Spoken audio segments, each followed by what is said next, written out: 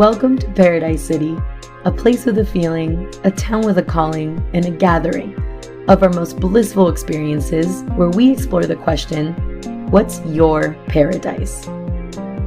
As you can tell, my voice is a little in and out.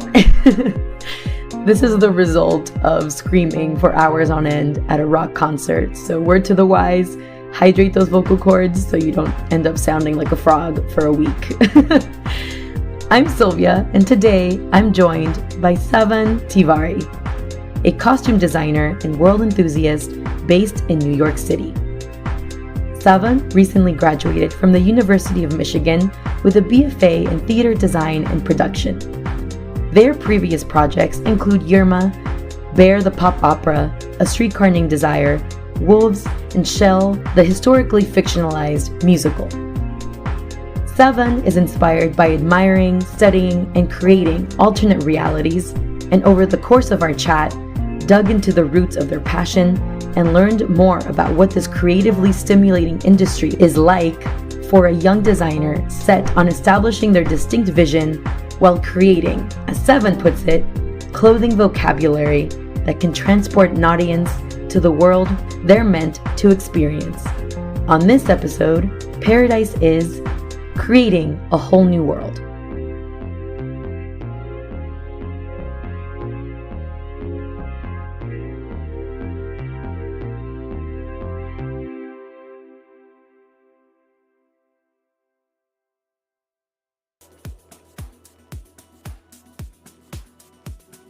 So I wake up and I get on the train and I go meet my very close college friend who is also a wardrobe supervisor on one of my shows, and we head to the garment district in New York City. We go to tons of different stores there, button stores, trims, fabric, looking for different pieces that we need to do alterations on the show that we're working on. And you're walking through the aisles and you're looking at all of these fabrics and you're just trying to figure out not only which one aesthetically looks good for what you're trying to do, which one would work best with what you're building, what you already have in the show. This particular fabric was for a quick change, so we were thinking about how easy will it slip on and off. If we need to attach Velcro, where can we put that?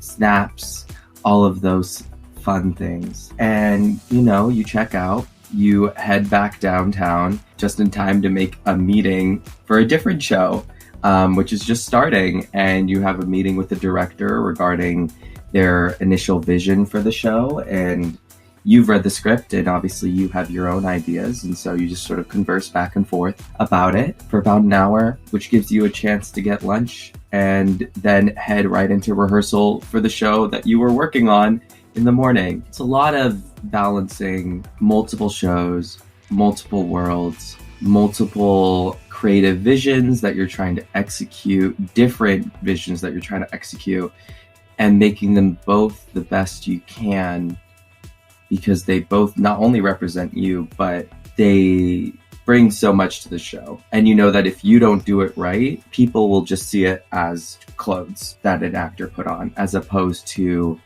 a meticulously thought out idea and concept with reasons and work and hours put in behind it.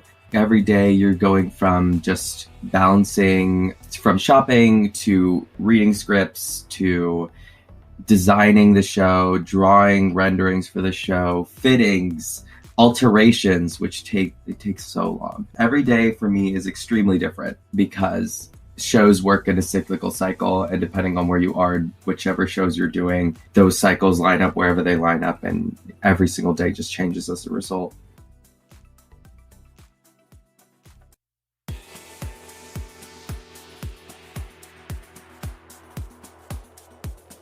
I actually initially wanted to be a zoologist when I was growing up for a really long time. I think zoos were the first place that I entered that had that sort of world aspect to it. I didn't know that when I was younger. I didn't know why I loved them so much, especially like a really good zoo.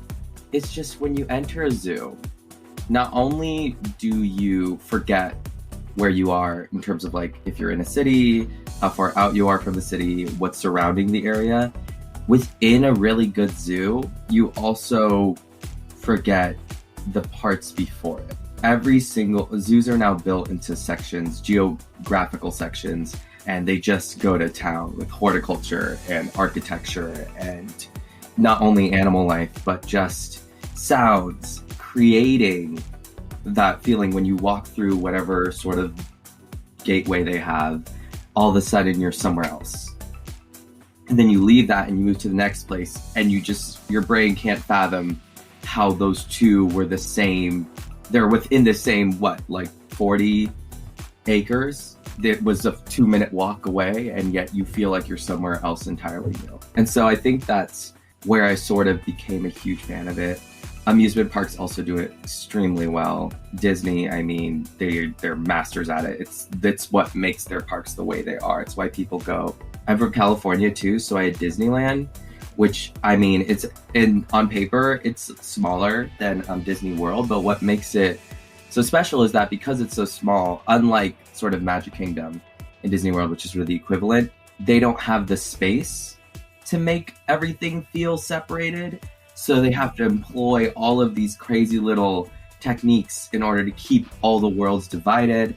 There's a roof in the sort of the center of the park that's like the Mary Poppins Victorian Cafe.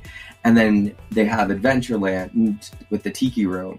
And if you look at the roofs, it's like the Victorian Cafe wraps around and the thatched roof wraps around, and they meet. Literally, they meet. Like, it's the same building. But because they don't have room for two buildings, they just made it on one. They have a tree in New Orleans Square that's the same shape as the Matterhorn to cover up the Matterhorn when you're in New Orleans Square, because there's no tall mountains in New Orleans.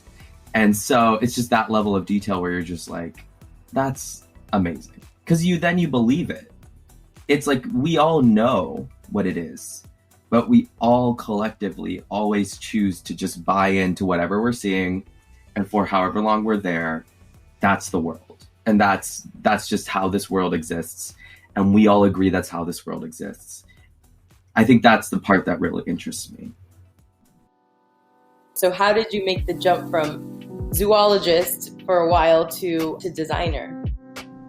I was going to do it for a really long time, up through junior year of high school. At that point, I was working at a zoo. I was doing internships over the summer in wildlife and conservation. This was the plan. I've been on it since I was 3. I was going to do it. There's a lot of things in my life that can be attributed to The Lion King. And so my love of animals probably started there as well. But when I was in 8th grade, my parents took me to see The Lion King, the musical, which was touring. We didn't know what it was. We were just like, oh, I like The Lion King. It's a musical. We've never been to a Broadway style musical ever. Let's just go see what happens. If you are familiar with The Lion King, the musical, it's a design heavy show. If you're talking about a world that people buy into, The Lion King is probably one of the best examples of that. I remember I was looking up videos for months leading up to it, because I just couldn't believe, my brain couldn't comprehend what I was looking at. By the time I went there, I knew the show back to front, which had never happened before for me. And it changed my world. We all walked into that theater. We've all seen The Lion King featuring cartoon animals. And we go to the show where everyone is very clearly a human person. There are no puppets.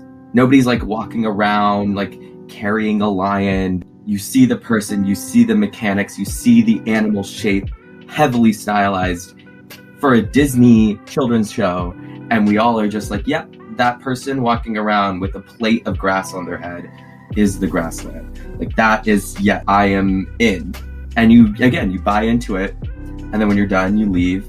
And for that 2.5 hour chunk, you were just this is The Lion King. This is what it is. So that sort of sparked the interest. I've always sort of been into art, but I was drawing animals a lot when I was younger. And at that point, I started switching more to clothes. And then my school was doing Into the Woods. And I had just seen the movie. And I was like, oh, that's a super cool musical. I would love to be a part of that.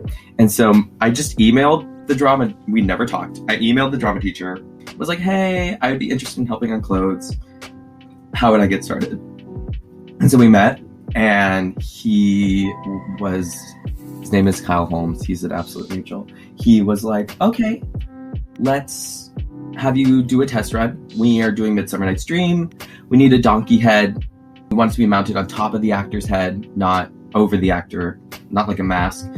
And we have 3 weeks. Go. And I didn't have any, I didn't have a class with them, so I was doing it during lunch and after school. I had no design experience. So I was guessing my way through it of okay, I was I'll build a frame using a donkey, and then I'll make a chicken wire, and then I guess I'll plaster, and then I'll find fake fur, and I'll glue on fake fur, and I ripped the inside of a firefighter's helmet out because they have sort of a head shape within, and I glued a wig to that, and then I literally mounted it on. The whole thing is held together with hot glue. It's it's not pretty, and got it done the day of the show, which also happened to be my birthday. And, it happened. I actually have it. I can't believe that I did this. Used it for my portfolio when I got to college. It was very popular. Then I helped on Into the Woods, and I was sort of I was an assistant costume designer. I was cutting things up that were not sewable because I didn't know how to sew. And he said, if you want to do this to stuff, you have to learn how to sew. And I said, okay. And I sat down, I looked up how to sew on eHow. I taught myself how to sew in 2 hours. Hand sewed most of that show. Taught myself how to machine sew for that show as well. And then from there, it definitely became a real thing for me. I applied to a theater festival in the area with costume design. And so I used oil pastel on black construction paper and drew out a theoretical, I guess there were renderings for the last 5 years, the entire show, because it's only 2 characters, so it's super easy. I got fabric swatches. I didn't know what I was doing. I just kind of made it up. I had a little binder. I showed up to the theater festival. Everyone else had giant trifolds with tablecloths and props and all this stuff. And I just had my binder. That was all I had. And they didn't even have a space on a table for me. So they taped a piece off. I wrote my name down on paper because they didn't have anything typed up. And it was just my binder sitting on a table. And I was fully just I'm so wrong. I'm so out of my element. I don't know what I'm doing. And I got through the preliminaries. I got to the final round.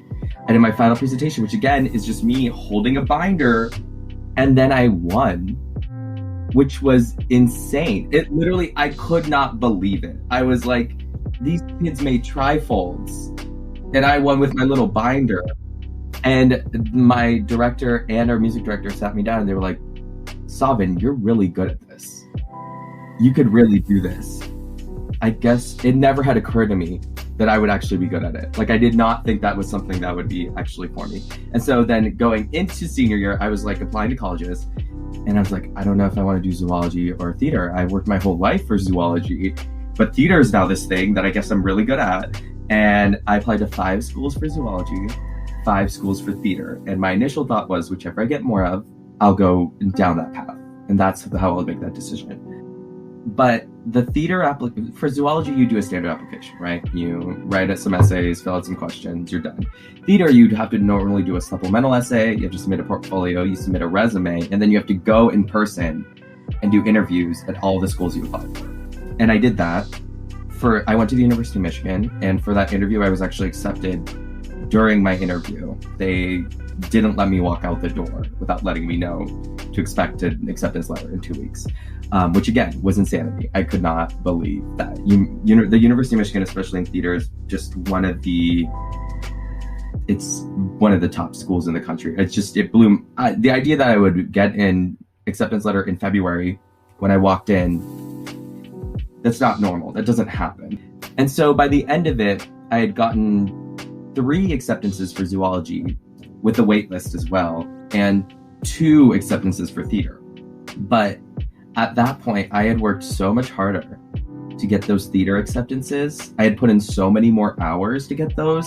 And one of those, again, it was University of Southern California and University of Michigan both accepted me, and they're really, really good schools. And I was just like, even though this is not how I set the system up, I have to do it. Like, it needed to be that. And I've never regretted that choice. It was the best decision I've ever made.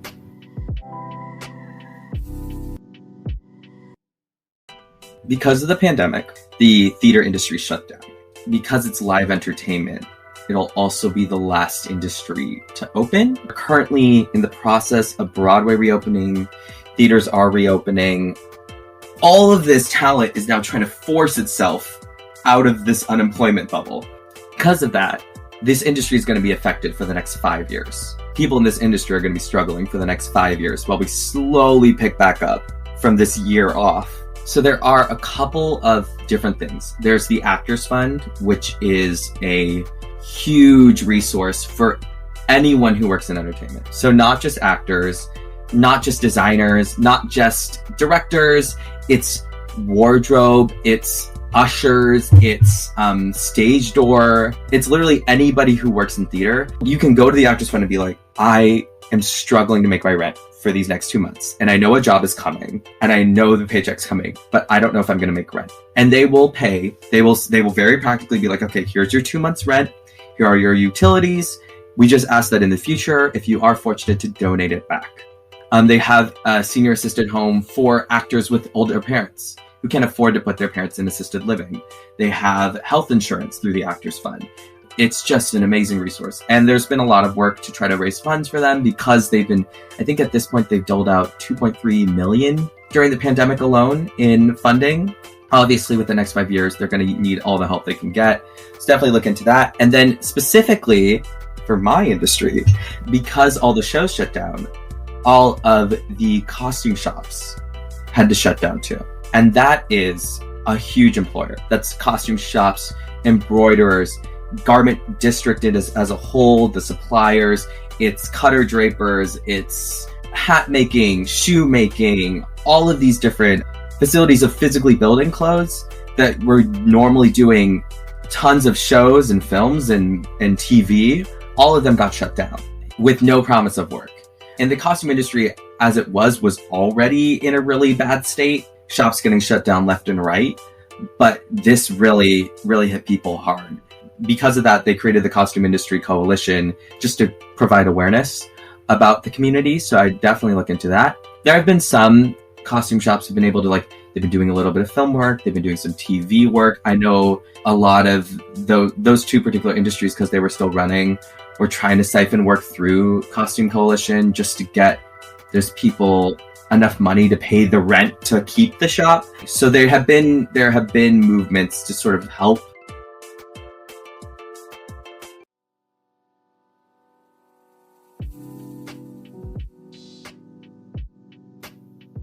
Well, what have been some of your most memorable designs that you're really proud of?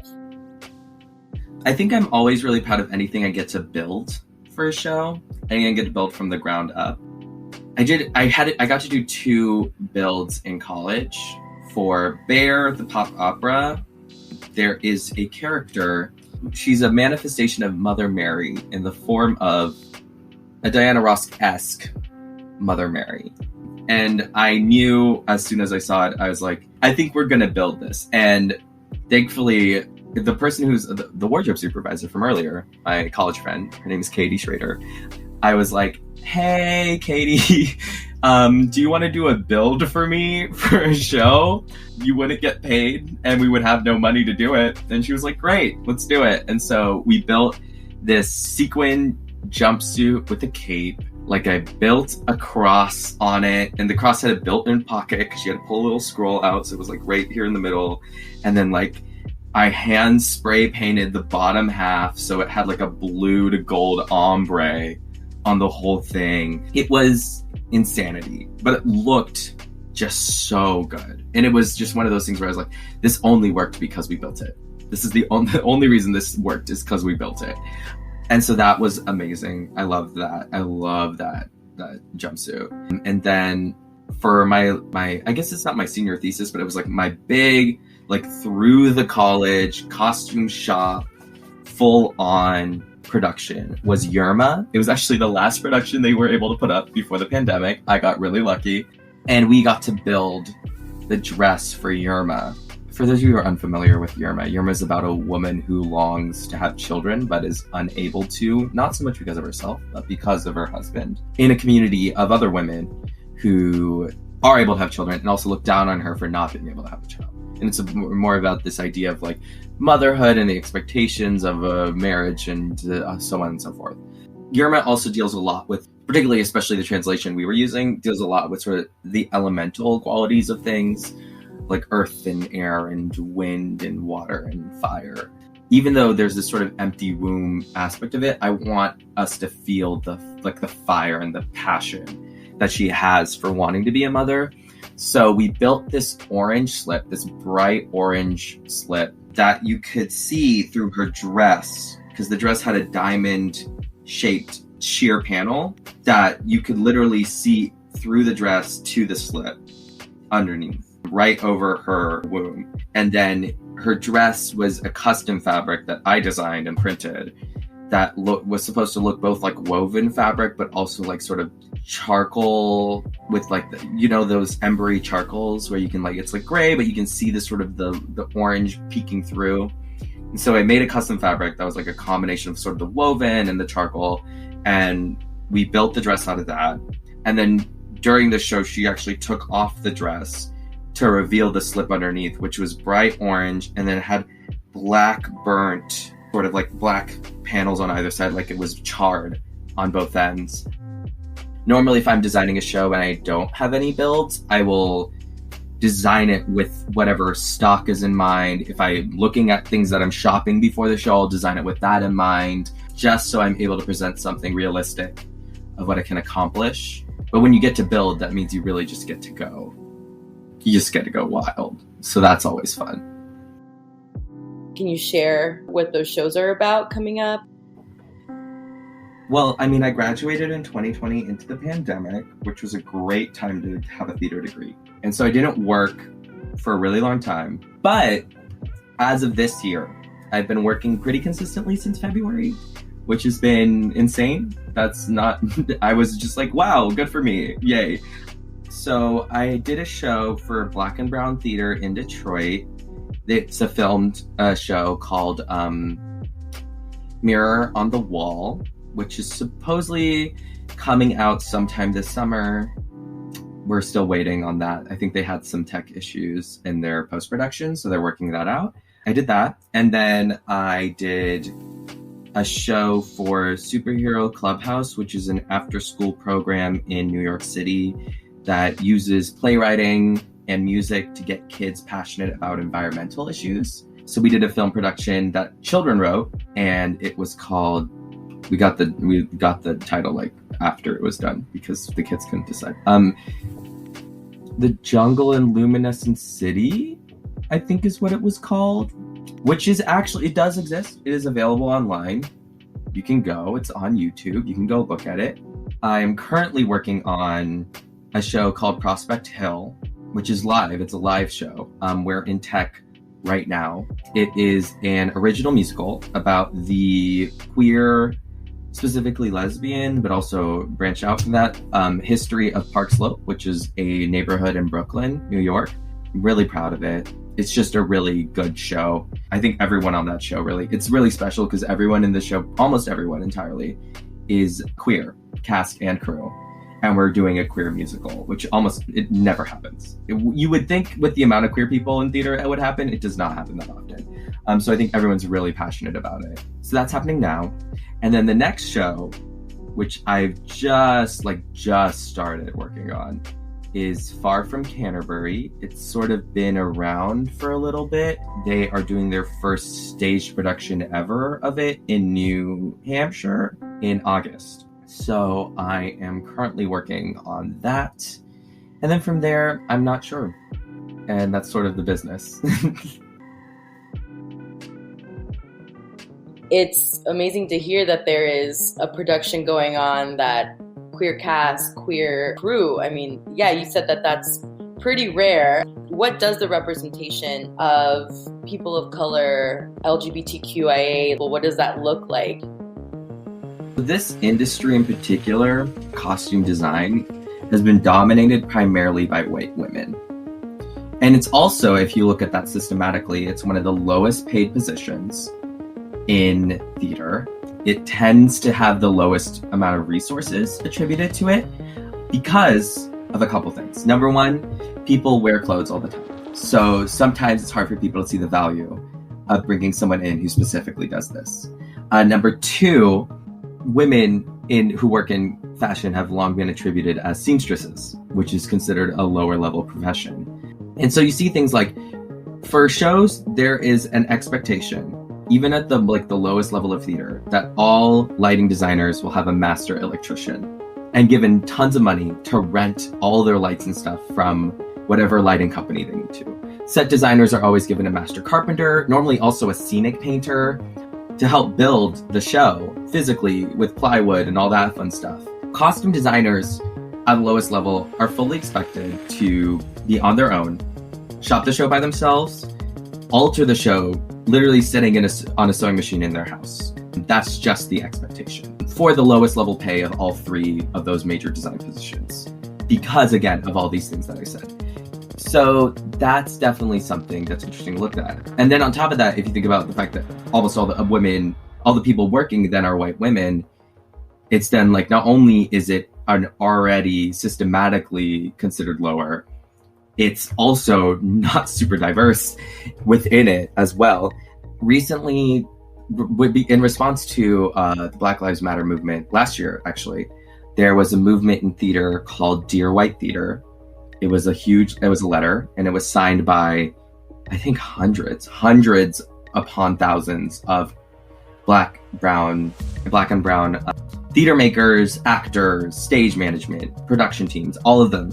They all signed it. And because of that, last year while I was unemployed, there were these Google Sheets being passed around throughout the community of just lists of BIPOC designers and technicians. There was a South Asian one specifically, designers of color, black and brown had a database. There was a Disney affiliate who had a database too. And so I was just like, I have nothing to do today. Sure, I'll just put my name, a bunch of Google Sheets. No one's going to see these. Great.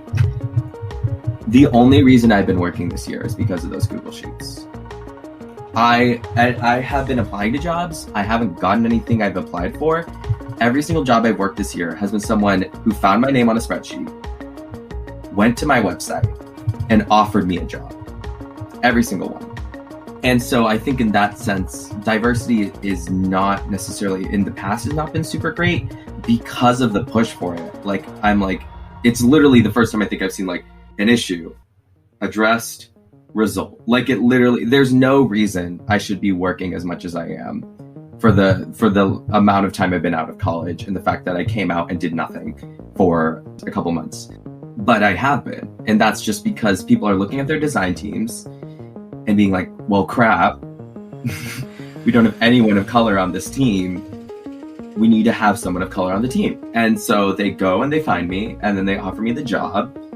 A true example of equity of well, this person's going to have, these designers are going to have a really hard time getting their name out there because designers also, this is a tangent. So actors can audition. Actors can go in and be seen. It still isn't great. They still have a lot of issues with representation, but they can physically put themselves in the room and be seen. There are no auditions for designers. Typically, for most high upper level positions, there also aren't applications for designers. You can apply to jobs, you can't audition for jobs. The only way designers are hired normally is by word of mouth. It's people being like, oh, you need a costume designer? I know someone who can do this show. And that's how people get hired, which becomes a real issue. There's also no forum for us to put our work on. There's really nowhere the only way we get hired is either through these lower level jobs that have applications that you apply to with the hopes that those people will then work up and say your name in other spaces, or you have those connections already and you're able to make those things happen. And so having a way for young BIPOC designers to just put their name on a spreadsheet and that be this is the first time we've had a way to get our name out, a way that people actually use to get our name out to the masses so they can find us. Theater has always been a haven for queer people. I think this is for the first time, though, we're really starting to push queer narratives in theater. We have a person in our cast. His name is Alec. Very nice, very sweet. He is a gay man who's been working in theater, I think, for 10 years now at this point, 10 or 11 years. And this is the first time he's ever played a gay man in a show. Ever.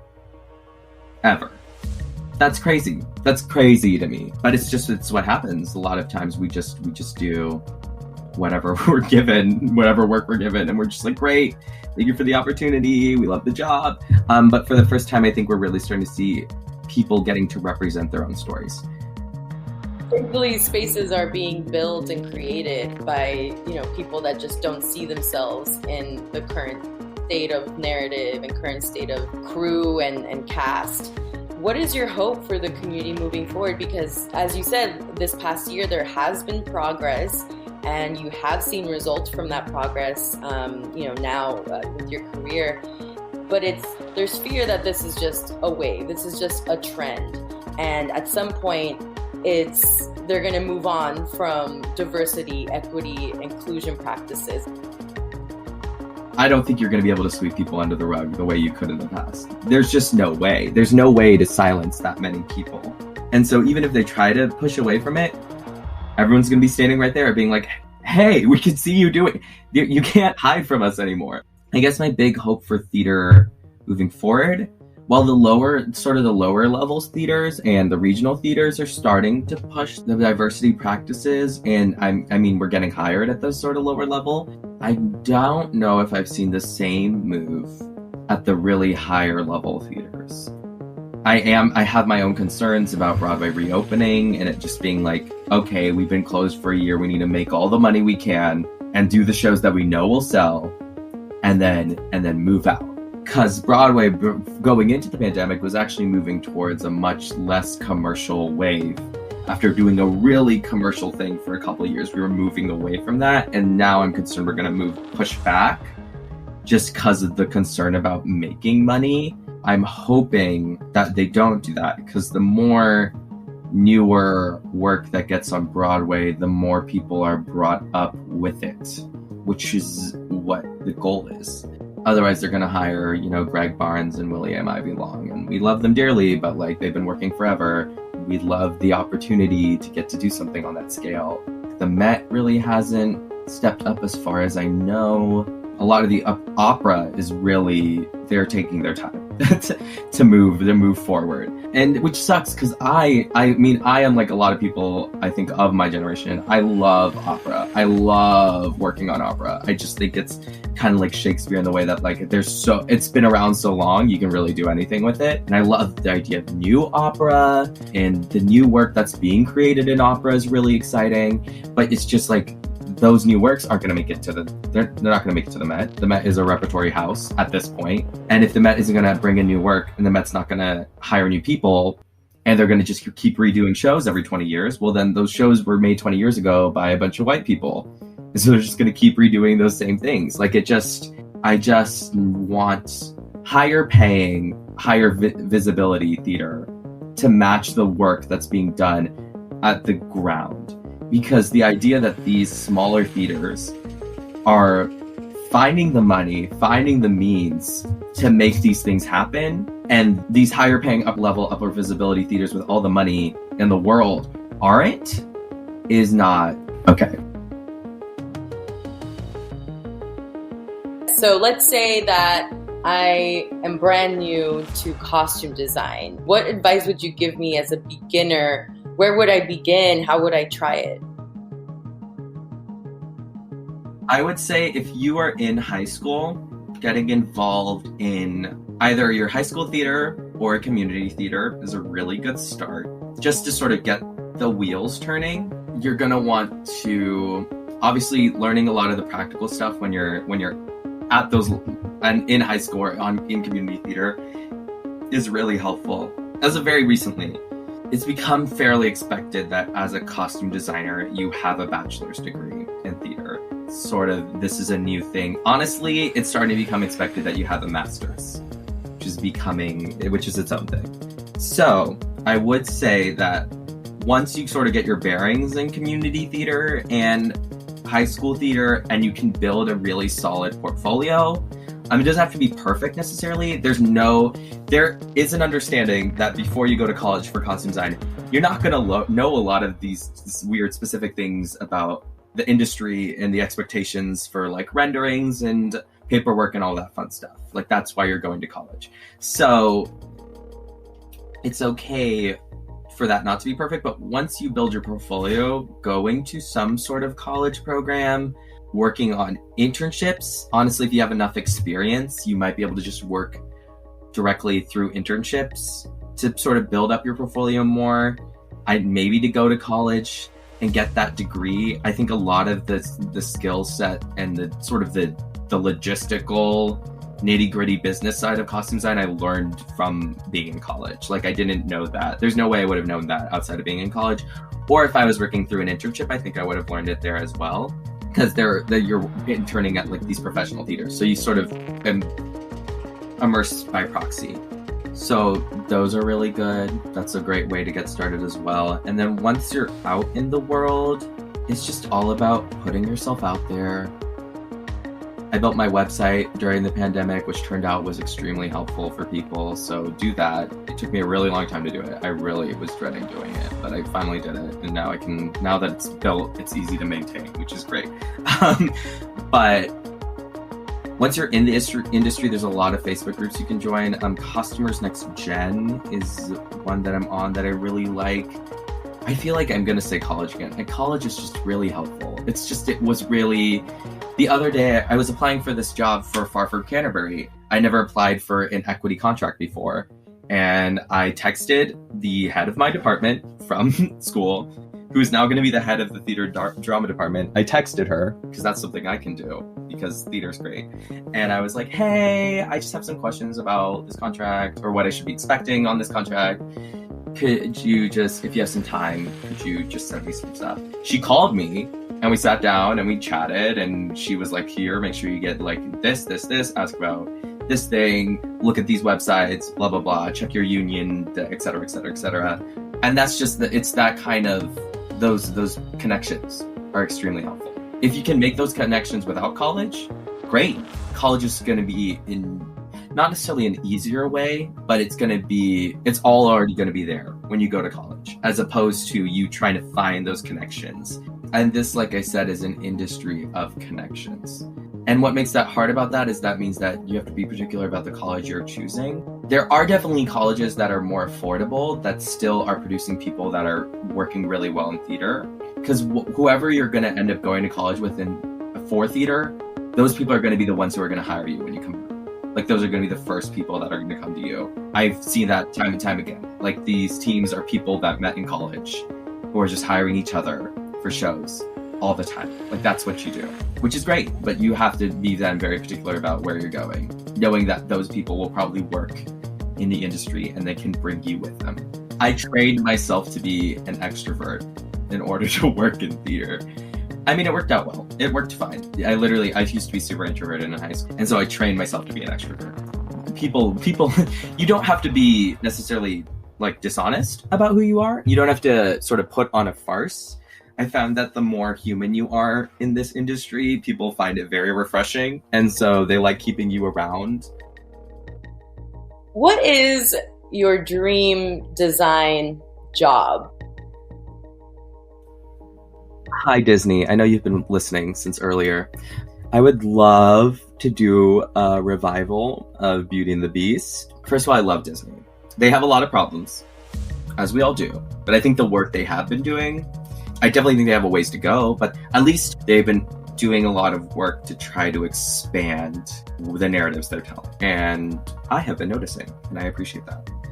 I would love to work for Disney Theatrical, mostly because I think that paycheck and the resources, the thing that makes Disney, love or hate Disney as the idea of like this corporate monopoly on entertainment, it means they have the resources to do anything. They can do literally anything. You as a designer have complete unbridled creativity because they have the money to just lean in behind it.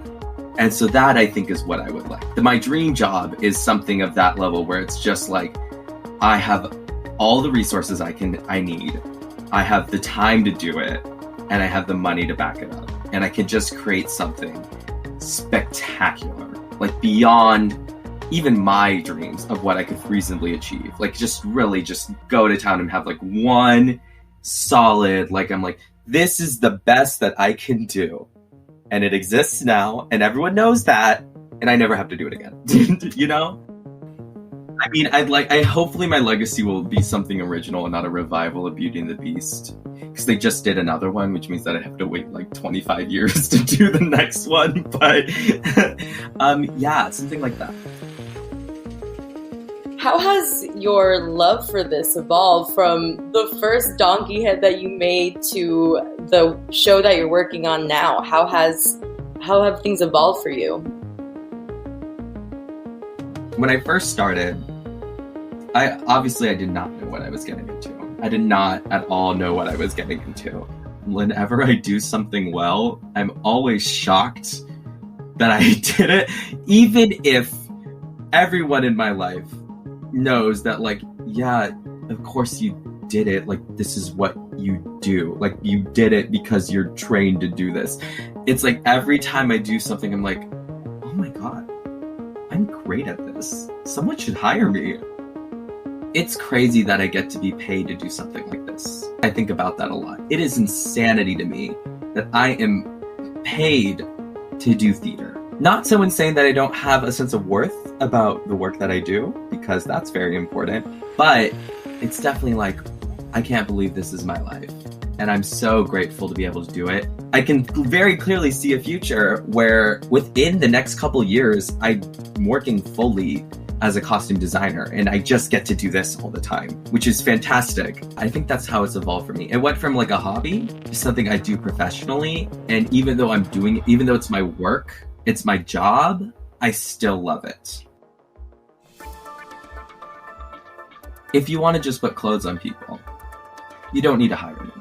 You can just have the actors be like, what do you think your character would wear? Wear that for the show. We will, you know what? Send us links. We will purchase it for you, and that will be your costume. Like that, you can do that. I think the touch that I can add is that I can create clothing vocabulary for the world that we're building. And I can look at the entire sort of scale of a character and map it up. A lot of my job is combining logistical with creative. So for example, for the show I'm currently working on, it's outdoors, the production's outdoors, and it takes place over like weeks. There'll be 6 chunk scenes that are one day, and then there'll be a 3 chunk scene that's a day in. And because it's not consistent, I basically am the primary indicator of like passage of time. So, it's like me being like, okay, I want characters to change at these certain points so that way the audience knows it's a new day. That needs to happen. This one character never leaves stage. So now we have to build it in so they can physically remove their clothes rapidly on stage while they're walking from scene to scene. And then you're looking at, okay, they have all these changes. What do I want to communicate with character? And for our lead character, she's sort of like moved to New York City, was codependent on her girlfriend, was defined by her girlfriend, becomes obsessed with the lesbian history of this neighborhood, and then learns to appreciate it sort of in its context and like come into the present. So we're creating a map where we literally start her in an almost identical costume to her girlfriend. As she's changing while she's walking around on stage, she moves from that towards the 90s, and she ends up in a really aggressively modern, flawed interpretation of the 90s, which then she moves from that back into a place of unknown, ending up in sort of her finalized, like, her true modern self. And so that then is treating character. And so with every single person we're doing this, we're mapping out, like, there are people who will, like, they're going to be themselves as a modern character, and then they're going to flip and be a character in a flashback to the 90s, and then they're flipping and they're a couple from the 40s.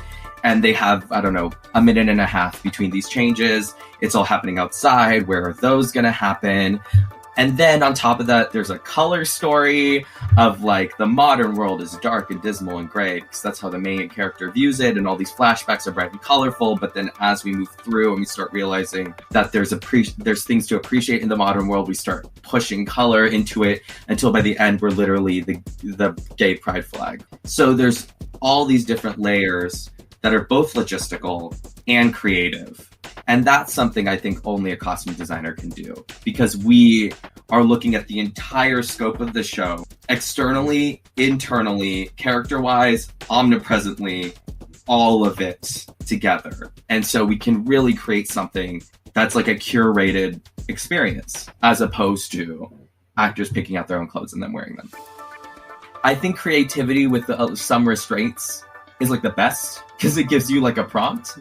And so being able to be like, the most fun I have is like, oh my God, I want to put all these changes in, but she never leaves the stage. And there's no walls to hide behind because we're outdoors. So where do we do these and how do we do these? And the answer is it's a lot of steps. And it's a lot of steps in Velcro. It's a lot of walking, rip, done, next scene. When you're doing a film production, it's like, oh, she has to change? Great. She has 6 hours while we move cameras, go and change. And so you don't have to think about all the fun, challenging aspects of theater, which is why I love theater so much. Like, I love the idea that I have to take someone who, what was it, in Beautiful, the Carole King musical? She starts the show as middle-aged Carole King, then has a 17-second quick change where she goes back in time to 16-year-old Carole King. It's like, that only happens in theater. I love that. This leads to my final question. After reflecting on everything that we've talked about, what is your paradise? Like, what does that feel and look like for you? I think I'm always happiest opening night of a show when you're sitting in the audience. I'm kind of getting emotional about it. It's been a really long time since something like that's happened. I remember I think the last time it really happened for me was Bear, sitting in the audience with my boyfriend. At that time we just met. We had been dating for a month. I was sitting there next to him and I was watching the show, and you see it and it looks so good. And you know that you did that. And you see everything that you're worried about, everything that you've been watching the show at that point every night for a week, picking it apart, looking for flaws, looking for things we need to fix. And for the first time, you really just you force yourself to let go and try to watch it as an audience member and not as a costume designer. And you hear the reaction, you hear the gasps, you hear the oohs and the ahs. You know, Mary walked out and you just felt the audience just, and I mean, there's nothing like that. And you get to hear like the chitter chatter as people leave about the show. That show had one review, which was not super positive. It very much was like, this person left at intermission and did not understand the show we were putting on. But the one nice thing they had to say was about my clothes. And I was like, that's right. That's it. And we're like, friends will go and see it and they'll be like, I can't believe you did that. My paradise is opening night, sitting in the audience, watching the show as an audience member, getting to just see the work I did and hear people click into the world I created and enjoy it and feel it and experience it and then talk about it when they get to leave. Like, making that impact. I think there's nothing like that. It's incredible.